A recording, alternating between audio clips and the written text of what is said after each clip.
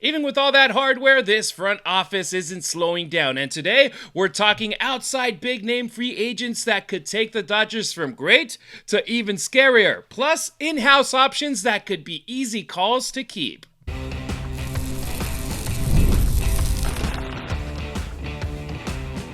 You are Locked On Dodgers, your daily Los Angeles Dodgers podcast. Part of the Locked On Podcast Network, your team every day.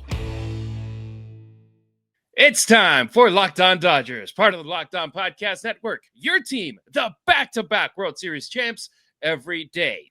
The Dodgers already have a record-breaking payroll, but that's not stopping them from being in the mix for three of the biggest free agents on the market. Plus, is Max Muncy's club option really a no-brainer? And Travis, what happens with veterans like Kiké Hernandez and Miguel Rojas after their clutch postseason performances? Yeah, it happens quick, doesn't it? You go from back-to-back world championships to having to make difficult decisions about some of your players. We're going to get into it on today's episode of Locked On Dodgers, brought to you by FanDuel. Right now, new customers can bet just $5, and if your bet wins, you're going to get $300 in bonus bets to use across the app, so download the app today. He's Travis Rodgers. I'm Harry Ruiz, two guys who talk sports for a living and bleed Dodger Blue for life. You can get more Travis on the radio, 710 ESPN LA, or worldwide on your phone on the ESPN LA app from 3 to 6 p.m. with the Travis and DeMarco Show. As for me, I'm the Spanish play-by-play broadcaster for the USC Football Trojans and the Las Vegas Raiders. But nothing beats jumping on the mic every weekday morning and diving deep into what I love most, talking Dodger baseball with you.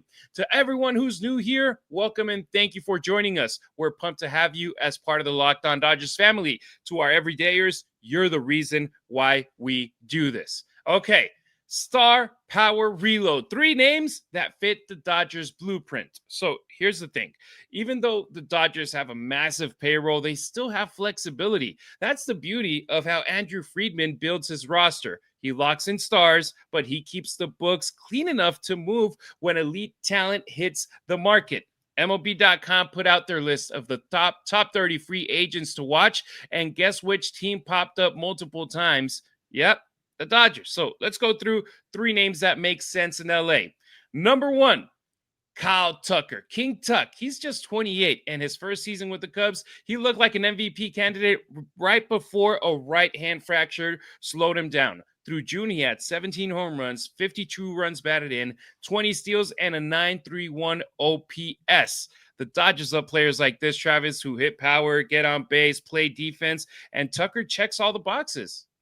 He does. He's a really good player. The question is, is this like Kyle Tucker shows up tomorrow? Okay, let's say he's on the team tomorrow. He is their fifth best player, something like that, somewhere in there. And you're talking, $100+ million for your fifth best guy, even by the Dodger standard. That is a pretty big swing. Now, we know they like to acquire talent. We've seen them. They've been really aggressive. Part of the reason that Shohei Ohtani and others have deferred so much of that money is so that some money can be spent right now. And maybe that's kind of what the expectation is. That's part one. Part two, when it comes to a player like Kyle Tucker, is just having my ear to the ground a little bit and talking to some people, but inside the Dodgers, outside of the Dodgers, is that there's a little bit of a JD Drew vibe going on there, like good player, but is he really somebody that's going to get people excited? Is he a good fit inside the clubhouse? Is he going to have kind of that same Dodger vibe that really all these guys do? Like the Dodgers, I know that they're high-priced talent to be sure, and a lot of,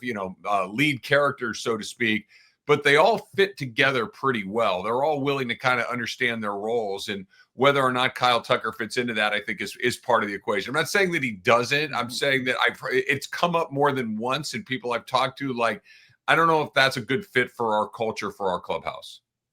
But he can play. Okay, that's interesting. Yeah, when it comes to the player, you're talking a guy that still hasn't reached his 30s. He's a left-handed batter, which helps balance the lineup, and we know that Dave Roberts loves that. The only question is going to be that cost, and you brought it up. For a player in his prime who fits the long-term core, LA has shown that they are willing to pay, but there's also the possibility of the second half of the season didn't match the production of the first half of the season. He opted out, Is he a guy that would be willing to do, I don't know, a 2-3 year deal? Or is the potential lockout and a salary cap coming just going to want to make guys lock up as much money as possible, as many years as possible before that potentially happens? So it's a big question. I think he would be a great fit, especially with what the situation at left field was for the Dodgers in 2024. Well, yeah, Sorry, and 2025. I wonder too, like in the event that they do acquire an outfielder, exactly how they shuffle the pieces. Running Teoscar Hernandez back out to right field does not seem like an ideal solution. He really struggled out there. So maybe you end up putting him back in left field where, for lack of a better expression, he could do less damage. And, maybe there's a piece where, Andy Pajes is in one of the corners. You find a different center fielder. So there's a lot of moving pieces. Clearly the outfield is a part. And if you do that, if you do decide to do like a Kyle Tucker and Teo fills one of the corners, Tucker's the other, what does that mean for a player like Kiké Hernandez? Where does he slot in the rest of the roster? I know we're going to talk about that coming up a little bit later on, but the domino effect on all of this is real.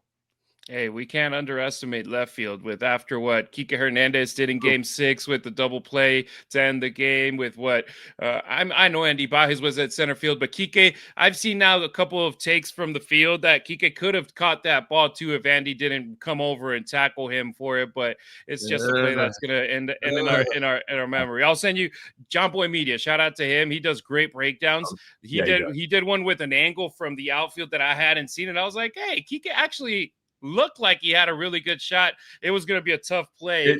It's the over the shoulder of it all. That was he in the general area? I think he clearly was, but catching a ball like this, kind of reaching with Pajes, with your left hand kind of running to your right is a little easier than catching something coming over your right shoulder like a football player. It would have been, had Kiké caught it, it would have been an amazing catch.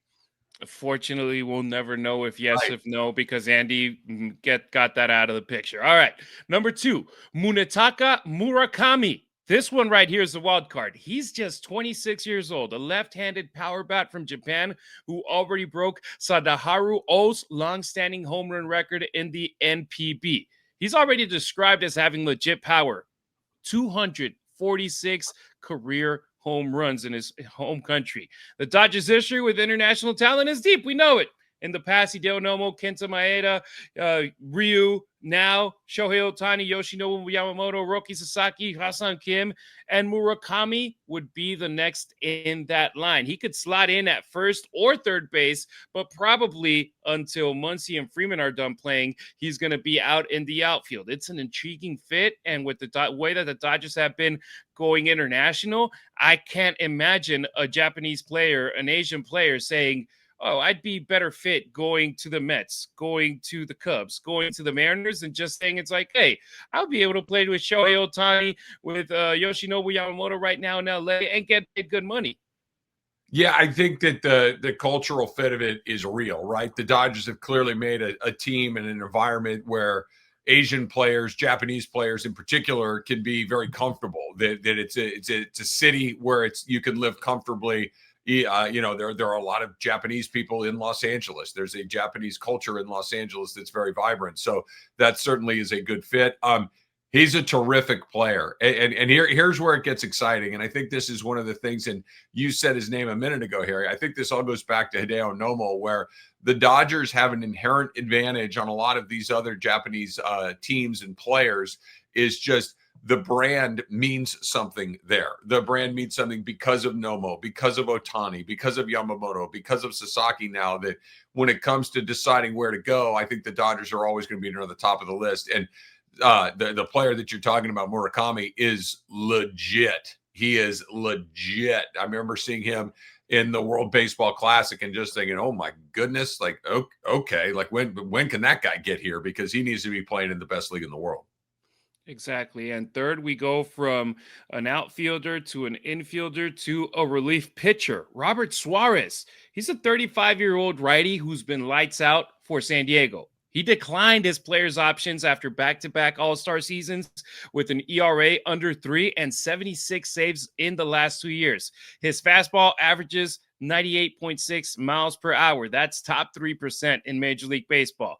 Here's why it makes sense. The Dodgers bullpen was We know what it was, but Suarez could give them that lockdown presence. But might they feel like they shouldn't go this route after what happened with Tanner Scott and Kirby Yates ahead of this season? I think it's once bitten, twice shy there. The Dodgers did something last year that they typically don't do, and that is they spent money in the relief pitcher market. That is something that they've usually fixed within the organization, or they've gone outside the organization at the trade deadline and acquired some minor tweaks around the edges, and they have not gone into the free agent market with relievers. Relievers are by far, without question, not a close second, the most volatile group of guys to try to predict what they're going to be from year to year. Tanner Scott's a great example of that. Kirby Yates was a good example of that. I'd be very surprised if they dip there. Look, first of all, Tanner Scott's going to be back. Tanner Scott makes a lot of money. He's going to have to be a lot better because there's 3 years and a lot of money left on that deal. So they got to figure that piece out. I think that's probably their number one priority, as opposed to dipping their toe in the reliever free agent market, because they typically didn't. They did it and they got burned. Yeah, bottom line, these 3 players could fit the Dodgers' DNA: versatility, elite production, postseason poise, and it's simply a list of the top 30 free agents in MLB.com's opinion that the Dodgers would be a great fit for. Sorry, so now we just have to wait until the free agents start signing and see which ones the Dodgers, and it could be these 3, it could be others on the list. Next on Locked On Dodgers, we talk shop about the guys in the building, those that celebrated with the Dodgers just less than a week ago out there in Toronto. We'll talk about someone who's already in Dodger blue, but is picking Max Muncy's club option for 2026 as easy as it sounds. The NBA is back. Lakers are hot right now, and there is no better place to get in on the action than FanDuel, the official sports betting partner of the NBA. And even if you missed the start of the game, like right last night, for instance, I was in the car, I was a little bit late, and you get in and you're like, oh, right, Lakers are playing right now. And you turn it on, you're like, oh my gosh, Luka is absolutely on fire. FanDuel can hook you up right there, because FanDuel has live bets on everything from who's going to score next to fourth quarter comebacks. Plus, you can combine your live bets into a same game parlay for a shot at an even bigger payout. It keeps every single game exciting, especially when you know that your team is making that late push. And right now, FanDuel's giving new customers $300 in bonus bets when your first $5 bet wins. So head on over to FanDuel.com, sign up, and play your game with FanDuel, the official sports betting partner of the NBA. Don't forget to follow Locked On Dodgers not only on YouTube, but on X, Instagram, and TikTok as well. You can find Travis on social media at Travis Rodgers on X and Instagram. Meanwhile, I'm at Harry Ruiz on X, at Harry_Ruiz on Instagram, and at Harry Ruiz_ on TikTok. Max Muncy, still worth the money? So the Dodgers have a $10 million club option on Max Muncy for 2026, and you think that's a lock, right, Travis? Because look at the numbers. Over the last 2 seasons, even with injuries, Max posted 34 home runs, 115 runs batted in, and 109 walks. Wow, 109. 849 OPS. When he's healthy, this guy rakes. He's the guy. And whenever he's not on that lineup, we know how much this team hurts without him. Max Muncy is the most important player on this team that's not going to the Hall of Fame. If they, you know what I mean? Like Freddie, Mookie, Shohei Ohtani, Will Smith's probably on a Hall of Fame trajectory at this point. But when you get past the mega stars on this team, Max Muncy's the most important guy. Where it gets complicated, as I see it, Harry, is the Dodgers have a steal in Max Muncy at $10 million a year. The question becomes, do you just pick up that player option? I'm sure that Max Muncy and his representation are saying, hey, man, we need a long-term deal, right? Especially like you mentioned earlier. And I think that this is kind of lurking in the background of everything we're talking about when it comes to free agency and trades and contract extensions and everything else is labor unrest, right? Like if they shut this down, you know, what happens? And I'm sure both sides are factoring this into their negotiating tactics. But Max Muncy is a great player. Max Muncy has been a great Dodger, but he's getting older, and they've got him on a good deal. Look, and here's what I would tell if I were counseling Max Muncy and I were his agent, I would say, look, we're going to try to get you extended. We're going to try to get a second year, maybe a third year. But you got to understand, they're not messing around. Justin Turner did not finish his career in Dodger blue. They will walk away from this if you decide that an extra year or so is more important than being here in Dodger Stadium. Let me say it again. They let Justin Turner leave over giving him one extra year. Justin Turner was about as popular a Dodger as you're ever going to run into. And they're like, nope, we can live without you. And they have, and they did. And everybody loves JT and everybody loves Max Muncy. But if his team decides that, hey, we need that extra year, or we need that, the third year, or we need that extra 10 million or whatever it is, the Dodgers will go, we're good, and if they decide just to exercise the team option and bring him back at 10 million, he better go out there and perform like he has been, because that's when you do get the next deal, whether that's in LA or somewhere else. So the organization, I think, really holds most of the cards here, because they've proven that they will walk away from a popular player. But I don't expect them to. I think they will probably work something out. But, if you think, well, everybody loves me, well, think about how much they love Justin Turner, and he did not finish his career here. Yeah, professional sports isn't about friendships. It's Brutal. about business. And Yep. it doesn't matter if you have been incredible on the field. It doesn't matter if you've been an icon. You can be thrown out the door just because they look over him. There could be like, okay, he has played 173 games in 2 years. That's pretty much one full season over two campaigns. And he'll be 35 when that option year kicks in, which is very young for a human being. But when you talk about baseball years and then playing third base, and the ideal situation there would be a stellar third baseman, which, by the way, I've been one tooting the horn of, hey, Max Muncy's a better defensive third baseman than a lot of people think he is, because if you watch every single game, you've seen him make great plays. Of course, eventually there's that one bad play that every player has defensively, but I'm not going to have it against Max Muncy if he has 1, 2, or 3 bad plays, because I've seen him do great things at third base. Here's now where the Dodgers front office tends to lean. Production per dollar. 10 million for a middle of the order bat with elite plate discipline. That's value like crazy. Especially if Muncy's workload can be managed the way that the Dodgers front office has been known to do, that players just manage them through the season and have them ready for October. I feel that Max Muncy, even if you use him that way, where it's like, okay, we might bring his replacement for years to come, but Max Muncy will have him ready by October. He'll play throughout the season, but just manage him whenever the lineup isn't working great. Put him in there and have him be that presence that we know that can change it for the Dodgers. Yeah, no, look, he is a threat in the middle of the order. He's incredibly experienced. He's proven to be a very clutch player, like all of the things that they're looking for.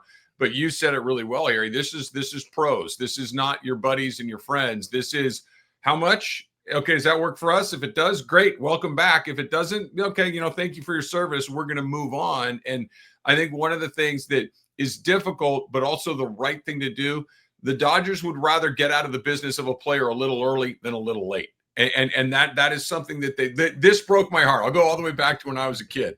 My favorite player that was not Fernando Valenzuela was Steve Garvey, right? And Steve Garvey was on the Dodgers going all the way back to the early 1970s, all the way through the 81 championship and beyond. And then all of a sudden, he's on the San Diego Padres. And it's like, wait, what happened to Steve Garvey can't go play for the Padres? And the Dodgers made a decision. Garvey was expensive. Garvey wanted multiple years. And they said, we're good. We're going to move on to the next guy. And they did that again to an incredibly popular player. I know it's a different ownership group, but it kind of goes back to the philosophy that the team has had for a long time, is rather be a little early than a little late. That's why I think that if this is going to work out, I think Muncy's going to, because there's going to be an offer for Muncy somewhere out there that is probably more lucrative for a longer time. Would you rather be here in LA and get a chance to go win another World Series? Or do you want more money and more security other places? And by the way, I'm not saying that staying in LA is the right answer. If it was my money, one guy's offering you 15, the other guy's offering you 10. That doesn't seem super hard to me, and especially when you've already won 3 World Series. So we'll see how it shakes out. But I don't think the Dodgers are going to be looking to hand out, hey, we love you deals to everybody.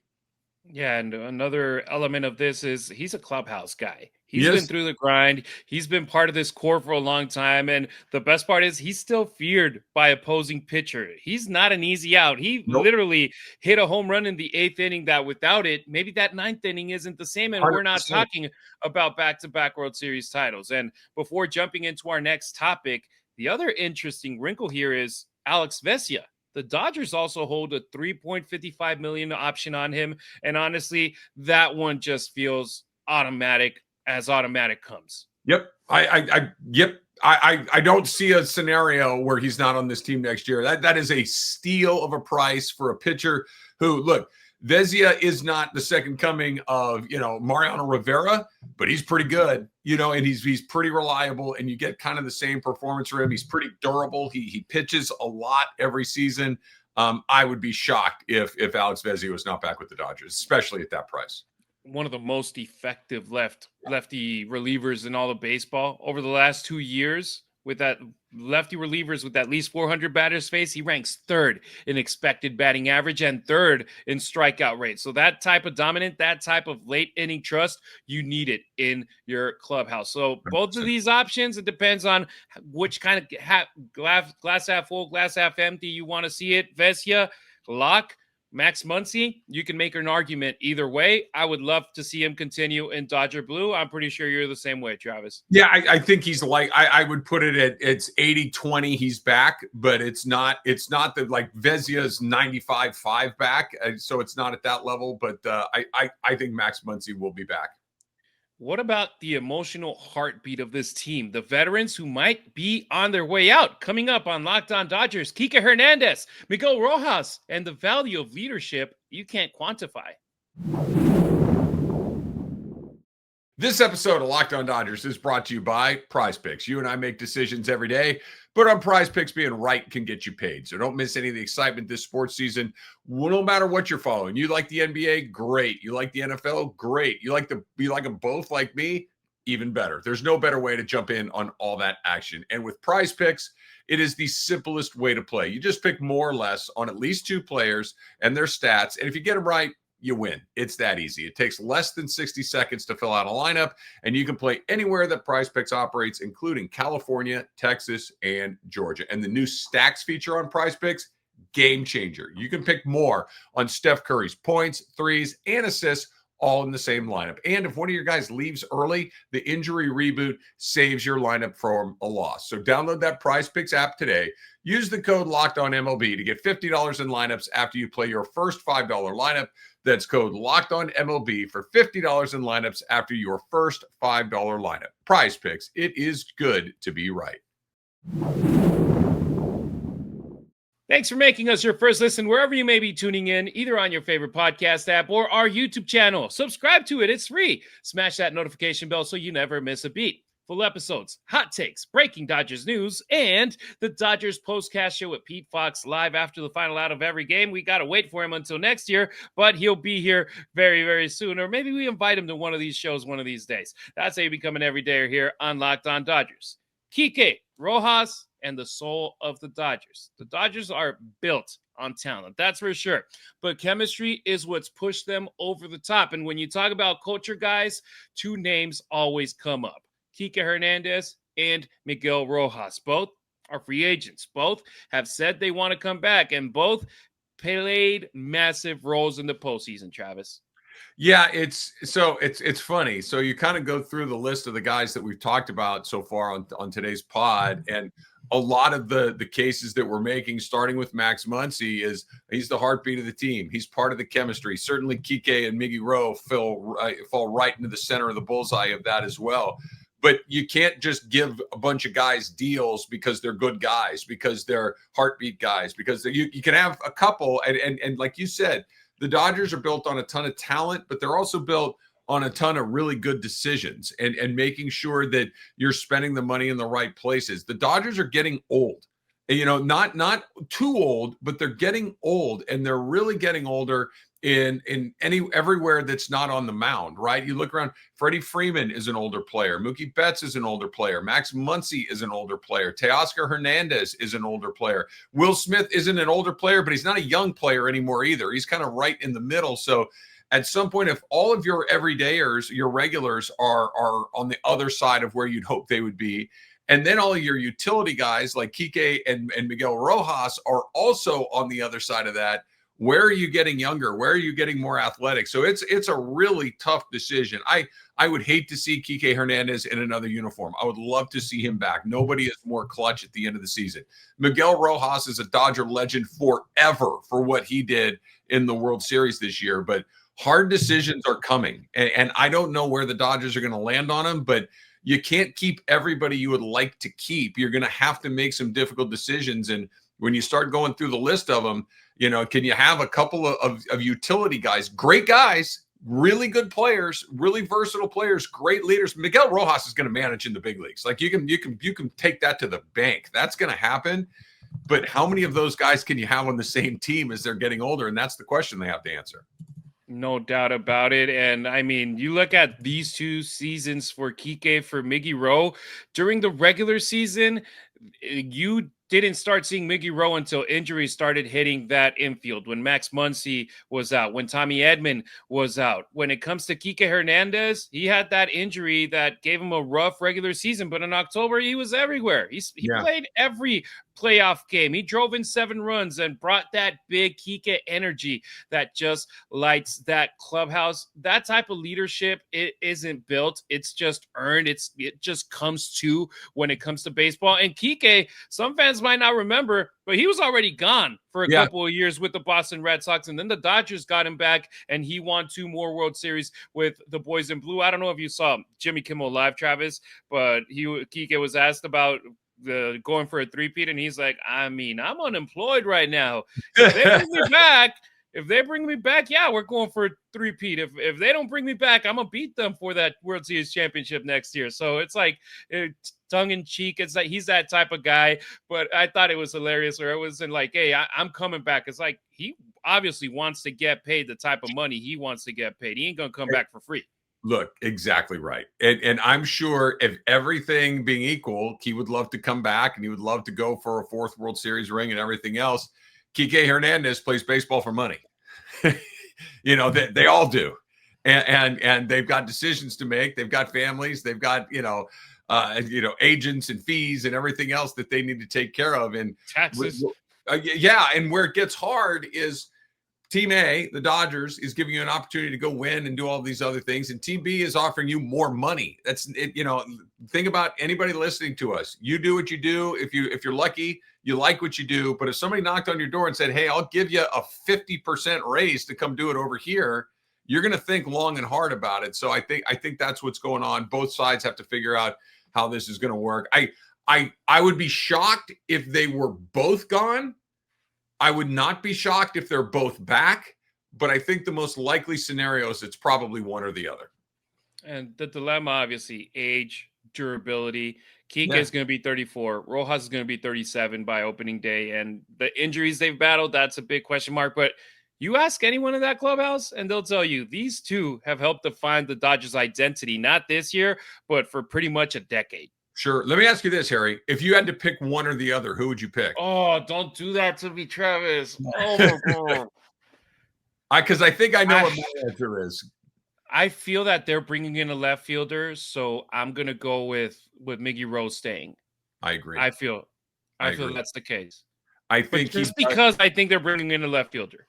I think that all of those things lead you to believe that Rojas is the more likely player to stay. I think he's cheaper.